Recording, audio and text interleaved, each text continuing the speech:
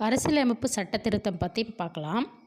Amendment எனும் சொல் மாற்றம், மேம்படுத்துதல் மற்றும் சிறு மாறுதல் என்பதை குறிக்கிறது.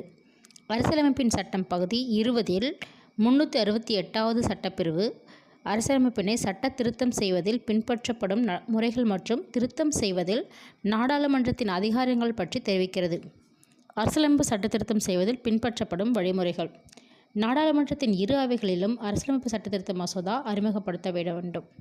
நாடாளுமன்றத்தின் ஒவ்வொரு அவையிலும் அவையின் ஒட்டுமொத்த உறுப்பினர்களில் பெரும்பான்மையான உறுப்பினர்கள் மற்றும் அவைக்கு வந்து வாக்களித்தவர்களில் 2/3 பங்குக்கு குறையாமல் மசோதாவிற்கு ஆதரவாக வாக்களித்தால் மட்டுமே குடியரசுத் தலைவரின் ஒப்புதலுக்காக அனுப்பப்பட வேண்டும். குடியரசுத் தலைவர் ஒப்புதல் அளித்த பின் மசோதா திருத்தப்பட்ட சொற்களுடன் அரசியலமைப்பில் ஏற்றுக்கொள்ளப்படும். நாடாளுமன்றத்தால் மட்டுமே அரசியலமைப்பு சட்டத்திருத்தத்தை கொண்டு வர முடியும். மாநில சட்டமன்றத்தால் அரசியலமைப்பில் எந்த ஒரு சட்டத்திருத்தத்தையும் கொண்டு வர முடியாது. அரசியலமைப்பு சட்டத்திருத்தத்தின் வகைகள். அரசியலமைப்பின் 368வது சட்டப்பிரிவு 3 வகைகளில் அரசியலமைப்பு சட்டத்திருத்தங்களை செய்ய வழிவகுக்கிறது.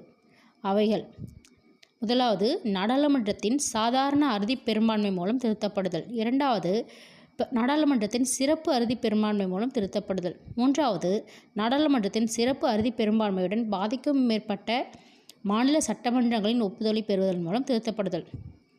சட்டத்திருத்தத்துக்கான சட்டப்பிரிவு 368 பகுதி 20.